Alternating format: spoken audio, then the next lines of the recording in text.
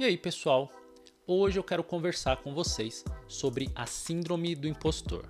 Talvez você já tenha ouvido falar, talvez você até mesmo sofra e não ouviu falar, e agora você vai ligar o nome à pessoa. Mas essa é uma questão muito recorrente, não só no nosso meio, mas eu estava vendo uma pesquisa que mais de 70% das pessoas consideradas bem-sucedidas, sabe-se lá exatamente o que isso quer dizer, elas sofrem com a síndrome do impostor. Então eu queria bater um papo aqui com vocês sobre isso. Primeiro conceito, a síndrome do impostor, ela é uma sensação que você tem de que você não merece aquilo que você está tendo, que você está conseguindo e que a qualquer momento alguém vai, entre aspas, descobrir que você é uma fraude. O que eu quero dizer com isso? Imagina aí que você conseguiu seu emprego. E aí não precisa ser, sei lá, você não precisa ser CTO, CEO, qualquer C desse na vida. Pode ser simplesmente aquele primeiro emprego que você queria ali, sei lá, sua vaga de programador júnior que você tanto estava procurando ali. Então você é um desenvolvedor, uma desenvolvedora e entrou. E aí você pensa, nossa, vão descobrir que eu sou uma fraude. Nossa, vão perceber que na verdade eu não sei nada. Isso aí o pessoal mais novo talvez esteja pensando, bom, isso aí é uma coisa de começo de carreira. Mas não, eu tenho mais de 20 anos de programação e eu constantemente sofro com isso. Constantemente eu tenho que me lembrar de algumas coisas, de trazer para o consciente para saber que não é bem assim. Então a primeira coisa que eu queria dizer é que se você está passando por isso e é uma coisa que está te trazendo transtorno, que você procure alguém especializado, um psicólogo, um psiquiatra, alguém gabaritado. Eu tô aqui somente conversando sobre um assunto da nossa área, algo que eu passo e que muitos de vocês eu sei que passa, mas você precisa procurar uma ajuda especializada. E o que eu quero dizer com travando? Pode ser que às vezes você esteja com medo de ir para uma vaga um pouco mais, que você vai ganhar mais, ganhar uma promoção ou até sair do emprego para um outro emprego e tá deixando de ir simplesmente por pânico de que lá no outro lugar ou na outra função vão descobrir que eu sou uma farsa. É óbvio que se você tiver uma mudança dessa, vai sentir um pouco de medo, isso é normal em qualquer um. Mas se esse medo tá te paralisando e o motivo principal é esse de eu sou uma farsa, lá eles vão descobrir e finalmente alguém vai perceber que eu não sei de nada, procura ajuda especializada. Eu sei que é caro, mas a gente tem alguns órgãos municipais e estaduais que fazem esse tipo de serviço. Deve ser uma fila meio grande, mas sugiro que vocês procurem por isso. Mas se é uma coisa que não está fora de controle, não está te trazendo tanto transtorno, eu acho que você poderia tentar trabalhar esse tipo de coisa, começando, por exemplo, com uma conversa franca com colegas do trabalho, com uma pessoa que esteja no nível hierárquico superior a você, seu chefe, seu tech lead, alguma coisa nesse sentido. Porque essas pessoas, obviamente, elas têm uma visão de fora. E elas vão trazer para vocês algumas coisas que às vezes você não esteja ou lembrando ou sequer acredita que tenha. E eu sei como é.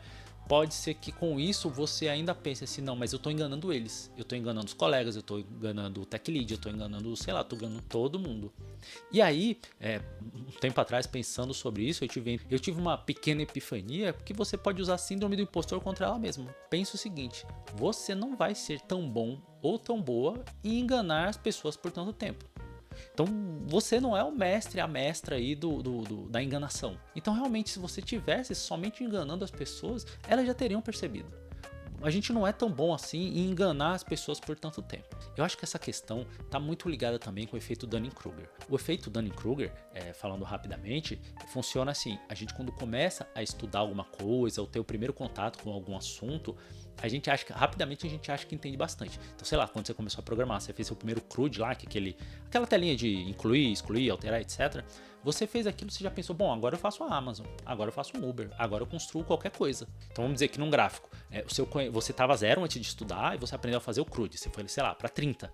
Mas você já achava que estava lá no 100. Você achava que já ia fazer seu framework, ia construir sua linguagem de programação do zero. E não é bem assim.